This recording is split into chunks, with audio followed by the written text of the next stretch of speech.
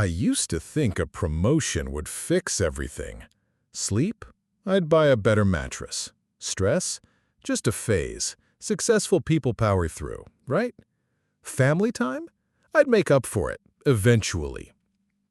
So when I finally became director of ops, corner office, double salary, 2 monitors, and a plant, I thought I'd made it.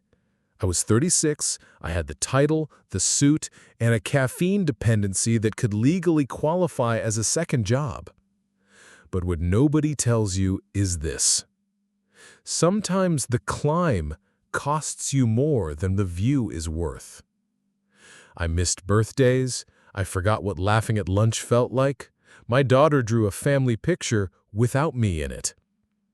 And one night, during a quick check-in at 11:48 p.m., I realized I didn't know who I was outside of work anymore. This is a story about success, burnout, and the brutal honesty of stepping back before you break down. It's not about quitting. It's about choosing what's worth keeping. And here's where you come in. Everyone's got a story worth telling, even if it starts with, "I thought I was fine." We're collecting real stories, like yours, completely anonymous, to feature in future episodes, and donate $1 for every 1,000 views to help someone who's still silently struggling. Share your story by clicking the pinned link in the comments. We'll carry your voice to others and maybe help someone find theirs too. Back then, I didn't just work hard. I worshipped at the altar of hustle. Emails at midnight? No problem. Weekend meetings? Bring 'em on.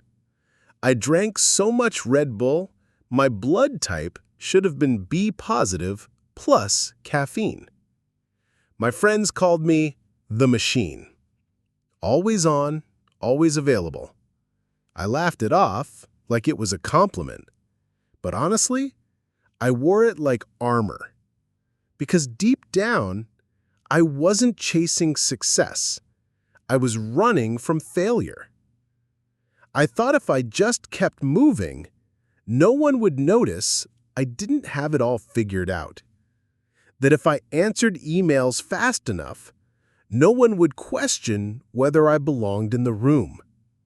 The truth is, I was terrified of being left behind, of being the guy who almost made it.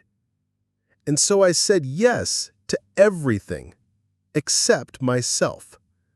I missed sleep, I missed friends, I missed moments. But hey, my response rate was top 1% on Slack, so go me.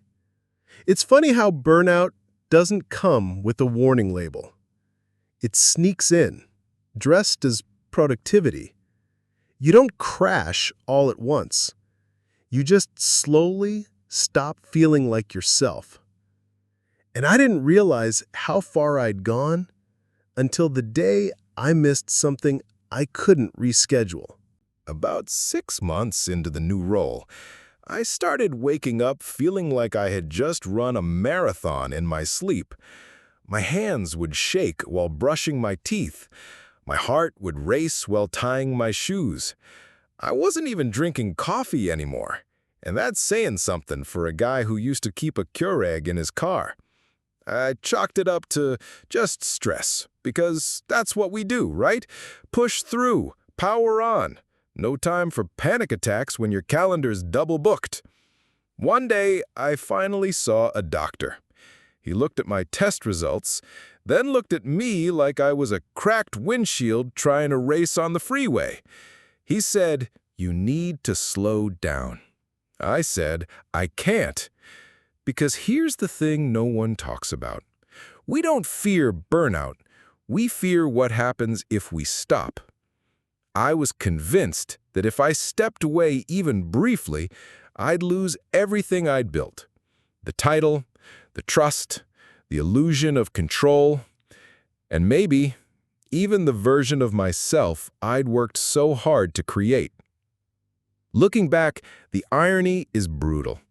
I was working so hard not to fall behind that I didn't realize I was already losing parts of myself I'd never get back.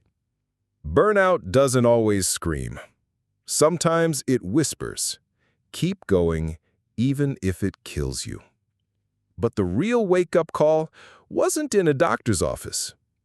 It came from someone much smaller and way more honest. It was circled on our kitchen calendar in pink Sharpie. Emma's first solo, 6 p.m. She had been practicing for weeks on the piano that's slightly out of tune and entirely covered in stuffed animals. I promised I'd be there. Even left work early that day. Or, at least, I tried to. 5 minutes before I was supposed to leave, a meeting popped up on my calendar. Subject line: quick sync, can't miss. Funny how everything in corporate life is urgent, except your actual life. I told myself it'd only take 10 minutes, but 10 turned into 30. And by the time I hit the parking garage, it was over. When I got home, Emma was in her pajamas. She didn't cry, she didn't yell, she just handed me a crumpled program and said, "It's okay, Batty. Mommy recorded it." I smiled, said thank you, then cried in the shower like a man who realized he was building a career and accidentally demolishing his role as a father. That night, I watched the video. She looked so proud walking on stage, and so confused when she glanced at the third row and didn't see me. The truth hit harder than I expected. If you're not careful, your job won't just cost you time, it'll cost you trust. And rebuilding that kind of trust, it doesn't come with a raise. That was the first moment I asked myself, not out loud, just quietly, what am I doing this for? And for the first time, I didn't have an answer. I was making more money than I ever had. 6 figures, full benefits, company phone, company car, even company-branded water bottles, which honestly tasted like guilt and lime. From the outside, it looked like I was thriving. LinkedIn said director. Bank account said you can finally afford guacamole. But inside, I felt stuck. Not stuck like I hate this job stuck. More like I can't afford to leave stuck. Like I had built a beautiful, high-tech prison, and I was the only inmate. That's the thing about golden handcuffs. They look like rewards, but they tighten every time you think about walking away. I do the math in my head. What if I quit? What about the mortgage? Emma's school? Health insurance? What would people think? I wasn't staying because I loved the work. I was staying because I was afraid of what came after. Some nights I'd scroll job listings at 2 a.m., not because I was planning to leave, but because dreaming about leaving was the only freedom I still had. It took me way too long to realize a paycheck can fund your life, but it can also rob it if you let it decide who you're allowed to be. I started asking myself a new question. Not what am I paid to do, but what would I pay to feel alive again? I didn't have the answer yet, but I was getting closer. And then came the night that broke the illusion completely. It happened during a Tuesday Zoom call. We were presenting Q3 metrics to the regional team. My slide deck was clean, my lighting was good, and my smile was rehearsed. But midway through the presentation, my screen started to blur. Not because of Wi-Fi, but because my eyes were burning. My hands began to shake, my chest felt tight, like someone had reached inside and twisted a knot I didn't know was there. I kept talking, because in corporate culture, silence is suspicious. So I smiled wider, cracked a joke about these fun analytics, and mentally begged my body not to betray me. When the call ended, I turned off my camera, muted my mic, and just sat there. Heart pounding, mouth dry, tears welling up in a room lit only by my laptop. No one noticed, because on paper, I was still performing. Burnout doesn't show up like a dramatic collapse. It shows up quietly, like forgetting your own password, snapping at your spouse over dishes, or waking up more tired than when you went to bed. I told myself I just needed a weekend off, maybe 2. But deep down, I knew. This wasn't about rest. It was about how I'd built a life I no longer wanted to return to. That moment wasn't the end.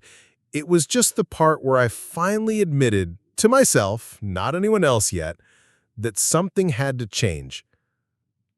And funny enough, the first person who helped me see it was someone I barely listened to until then. My wife booked the appointment. She didn't ask. She just left a Post-it on the fridge, Tuesday, 4 p.m., Dr. Keller, go. At that point, even I knew resisting was pointless. Not because I believed in therapy, but because she had that look in her eyes. The one that says, if you don't fix this, I can't keep pretending it's fine. So I went and sat on that leather couch like it was a witness stand, arms crossed, legs stiff, trying to crack a joke about burnout being just capitalism's hangover. Dr. Keller didn't laugh. He asked me one question. When's the last time you felt proud of yourself outside of work? I blinked, stared at the bookshelf behind him, and realized I couldn't remember. I'd wrapped so much of my identity around my job that without it, I didn't know what I stood for. So I did what high-functioning professionals fear most. I cried. Not loud, not dramatic, just a slow, leaking kind of sadness. The kind that's been waiting years for permission. And for the first time, I said it out loud. I'm tired of performing. I'm tired of pretending I'm okay. And I'm scared that if I stop, I won't be anyone at all. That day didn't fix everything, but it cracked something open, something that had been sealed behind deadlines, dashboards, and dumb company slogans. And once you start telling the truth, even just a little, you start noticing how many lies you were living with. That realization led to a decision. Not overnight, not easy, but necessary. I didn't quit. Let's be clear. There was no grand resignation, no dramatic take this job and shove it moment. I had bills. I had a family. I had a 14-year-old Toyota that still needed new brakes. But I did start saying no. No to 9 p.m. calls labeled urgent. No to weekends that disappeared into spreadsheets. No to being the guy who answers emails faster than he answers his daughter's questions. I started small, left my laptop in the car overnight, just once, to see how it felt. It felt illegal. And then, oddly, like exhaling after holding your breath for 3 years. I began taking walks at lunch, actual walks, outside, with trees. I even started eating without checking Slack, which felt like learning how to chew again. At work, I slowly shifted responsibilities, trained a junior staffer, delegated reports, started acting like my time was worth something, because how could anyone else believe it if I didn't? Was I still scared? Of course. But I was starting to realize that staying stuck wasn't brave. It was just familiar. Here's what they don't tell you. Rebuilding your life doesn't start with a leap. It starts with a pause. A moment when you finally say, this isn't working for me, and that's reason enough to change. What surprised me most? The world didn't collapse. In fact, some people started following my lead. But one person, one very small, very important person, she noticed before anyone else. One Saturday morning, I was on the floor helping Emma build a Lego castle. No phone, no Slack, No passive-aggressive, just circling back emails. Just me, her, and 438 tiny bricks designed to test the limits of human patience. At one point, she looked up and said, "You're home a lot more now." I nodded. She smiled and added, "I like this version of you." I didn't cry, but something inside me unclenched. That version of me, less rushed, more real, had been buried under titles, pressure, and perfectly color-coded calendars for years. And as I kept letting go of control, of ego, of the need to prove, I started gaining things I didn't know I was missing. Dinner with real conversation, sleep that wasn't interrupted by mental to-do lists, laughter that wasn't bought with drinks but sparked by presence. Even my work started to feel different. I wasn't gunning for promotions, but I was mentoring people, listening more, showing up better. And oddly enough, people noticed. Turns out, when you stop trying to look important, you make space to actually be valuable. I didn't leave the job, but I did leave the version of me that thought work was the only thing that made me matter. And you know what I found? Life doesn't ask for perfection. It asks for presence. And sometimes, showing up fully as a parent, a partner, a person, is the bravest thing you can do.